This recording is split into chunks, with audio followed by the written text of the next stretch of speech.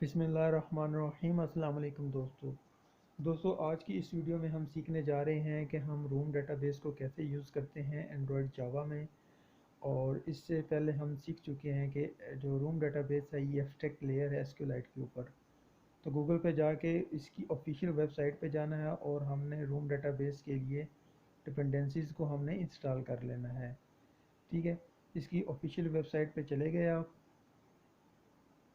और यहाँ से आपने रूम डेटाबेस के लिए जो इसकी डिपेंडेंसीज हैं जावा के लिए उसको कॉपी कर लेना है। तो यहाँ पे हमारे पास डिफरेंट ऑप्शंस हमें नज़र आ रहे हैं, क्योंकि बाकी अगर कोटलिन में आप कोडिंग कर रहे हैं तो कोटलिन के लिए आप यूज़ करोगे, लेकिन जावा के लिए अगर जावा की कोडिंग कर रहे हो तो आप जावा के पर्सपेक्टिव से जावा के लिए जो इम्प्लीमेंटेशन है तो आप उसको कॉपी कर लोगे। बाकी इंफॉर्मेशन आपको इस साइट से मिल जाएगी जब आप इसको ओपन करेंगे। तो जस्ट मैंने इसको कॉपी कर लिया। कॉपी करने के बाद बिल्ड डॉट ग्रेटल में आना है और यहाँ पे इसको पेस्ट कर देना है। ये मैंने पेस्ट कर दी और उसके बाद आपने सिंक कर देना है और वेट करना है कि जब तक ये सिंक सक्सेस ना हो जाए।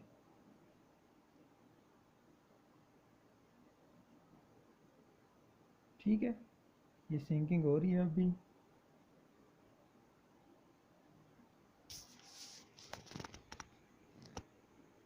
चलें जी, ये जो सिंक जो है ये हमारे पास सक्सेस हो गया है। तो उसके बाद जाके हमने क्या करना है, हम यहाँ पे एक अपने जिसको हम मॉडल क्लास कहते हैं हम उसको डिफ़ाइन कर लेते हैं। उसको मैं कुछ नाम दे देता हूँ।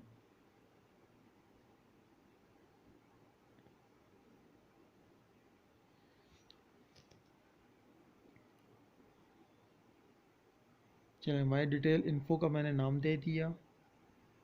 और इस यहाँ पे हम क्या करेंगे, अपने फील्ड्स जो हमें रिक्वायर हैं, मी ऐसा समझ लीजिए कि ये एक कॉलम का एक टेबल है और इस टेबल के हमें जितनी उसके फील्ड्स चाहिए, कॉलम चाहिए, वो हमने यहाँ पे सेट कर देने हैं।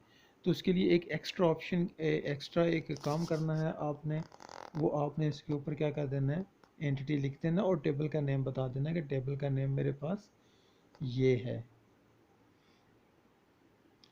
ठीक है, ये आपने टेबल का नेम बता दिया और नीचे आप उसके जो कॉलम्स हैं, जो फील्ड्स हैं, वो आपने यहाँ पे बना देने हैं। जैसा कि मुझे जो रिक्वायर हैं तो मैं अपने हिसाब से लिख रहा हूँ। तो आपको अगर अपनी एप्लीकेशन के हिसाब से जितने फील्ड्स रिक्वायर हों वो आपने लिख देने हैं, बना देने हैं। और उसके बाद आपने, जैसा कि हम गेटर और सेटर के मेथड बनाते थे, तो सेम आपने यही वही काम करना है यहाँ पे भी। जस्ट एक एक्स्ट्रा काम क्या किया हमने यहाँ पे, इसके ऊपर हमने एंटिटी और टेबल का नेम बता दिया है कि ये हमारे पास टेबल है।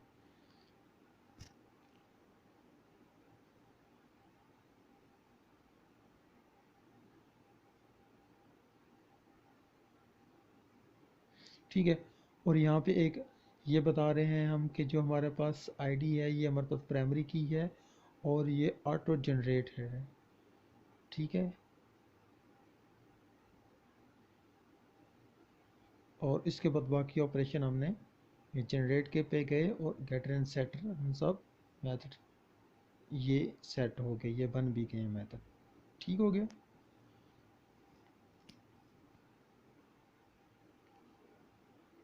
अब इसके बाद हमें एक और क्लास बनाते हैं।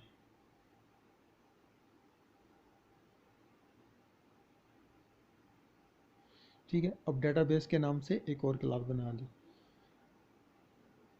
याद रखें कि हमें तीन चीज़ें ज़रूरत होंगी। एक, जो हम पहला स्टेप कर चुके हैं, ठीक है, मॉडल क्लास, और उसके ऊपर हमने क्या कर दिया, सेट कर दिया एंटिटी और टेबल का नेम सेट कर दिया। और दूसरा हम डेटाबेस, ठीक है, और तीसरा हम एक डाउ की क्लास बनाएंगे। ठीक है, तो अभी हम काम कर रहे हैं डेटाबेस में। इसको आपने एक्सटेंड कर देना रूम डेटाबेस से।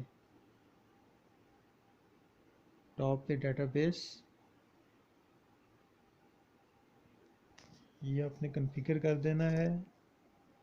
एंटिटीज़, अब एंटिटीज़ हमारे पास ये क्या है, ये वही है जो हमने मॉडल क्लास बनाई थी, वो आपने यहाँ पे लिख दी। ठीक है,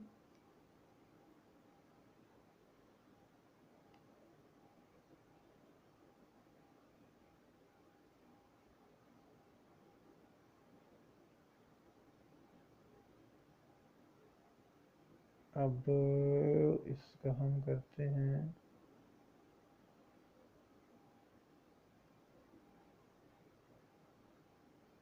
वर्जन दे दिया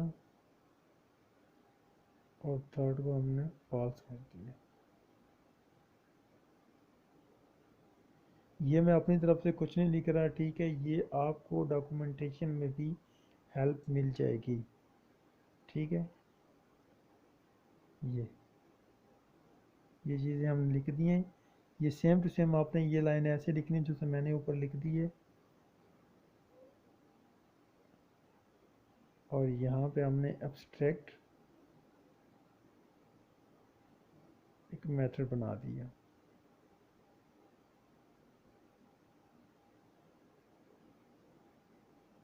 ठीक है, तो ये काम हो गया।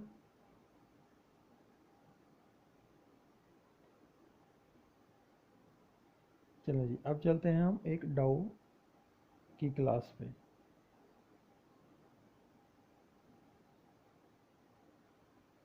आपने उसका नाम सेट कर देना है।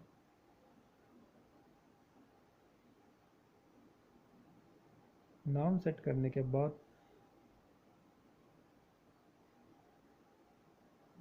ये नाम, नहीं सॉरी, ये क्या है, हमने इंटरफेस बनाना था। ठीक है, आपने इसको इंटरफेस हम सेट कर दिया। अब यहाँ पे क्या होगा, जितने भी इसके ऑपरेशन होंगे, मेथड होंगे, इंसर्ट का होगा, डिलीट का होगा, अपडेट का होगा, और जो होंगे वो सारे के सारे हमने उसमें डिफाइन कर देने हैं। और जो डेटाबेस में है यहाँ पे उस दो डाउ क्लास है, इंटरफेस भी आप कह सकते हैं, उसका आपने ऑब्जेक्ट बना दिया उस। ठीक है,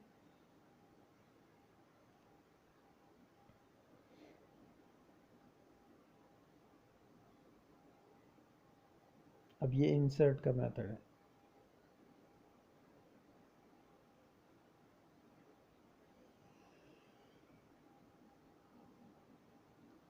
आपने अपना नेम सेट कर दिया मेथड का,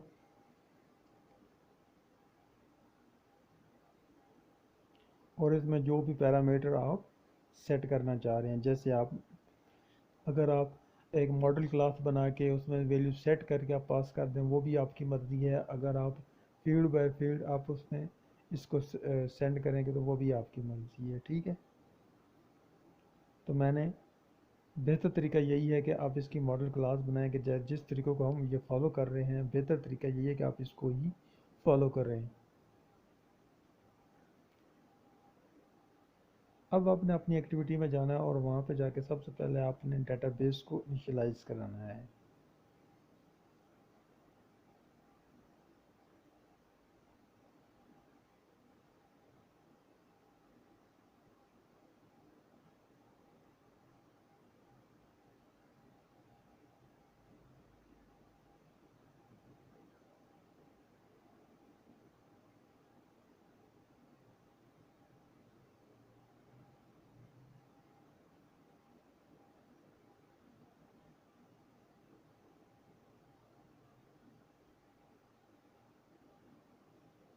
ठीक हो गया।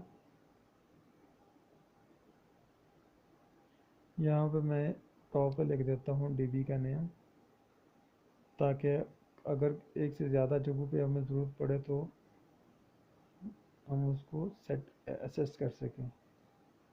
ये मैंने नाम सेट कर दिया अपना। अब यहाँ पे डीबी का नेम दे दिया हमने।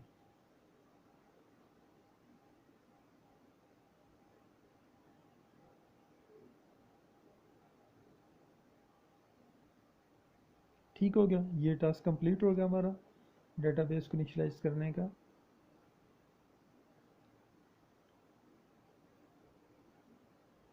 अब चलते हैं हम अपने लेआउट की तरफ।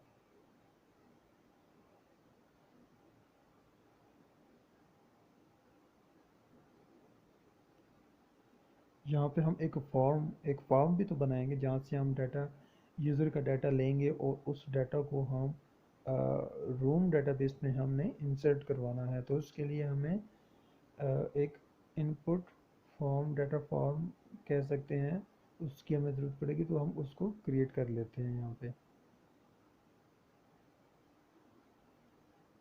जितनी आपको रिक्वायर हो आपने अपनी मर्ज़ी से जैसा डाटा हो आपका उसके मुताबिक आपने उसका फॉर्म बना लेना। जैसे कि मेरे पास जस्ट फॉर्म है, एग्जांपल के लिए कर रहा हूँ, तो मैं जस्ट 2-3 फील्ड लूँगा।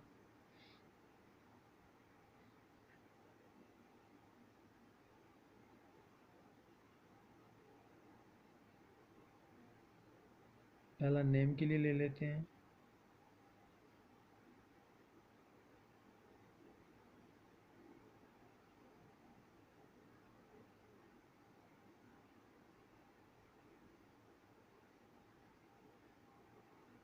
ठीक है, और सेकंड हम फादर नेम के लिए ले लेते हैं। इसकी भी आईडी कोई सेट कर देते हैं। एक और ले लेते हैं।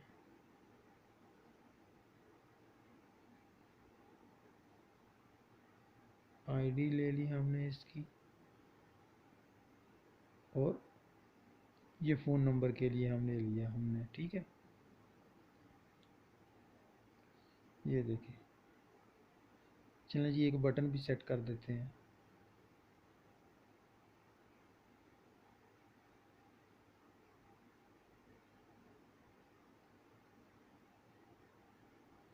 कोई भी नेम आप इसके ऊपर, लेबल आप इसके ऊपर जो डिस्प्ले करवाना चाहते हैं, और इसकी एक आईडी सेट कर दी।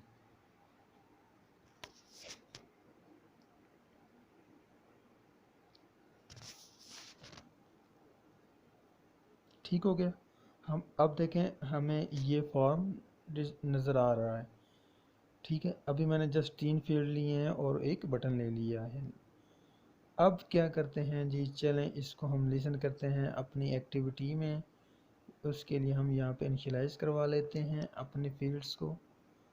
ये एडिट टेक्स्ट, इसको इनिशियलाइज़ करवा देते हैं। यहाँ से कॉपी कर लेते हैं इसकी आईडीज़ को। मैं इसको भी कॉपी कर लेता हूँ, और ये बटन को भी इनिशियलाइज़ करवा देते हैं। ठीक है, इसको ऑब्जेक्ट बना दिया बटन का, और अब इसके ऑन क्रिएट वाले मेथड में आना है और यहाँ पे आके इसको इनिशियलाइज़ करवा देनी है, इसकी जो भी वैल्यूज़ हैं।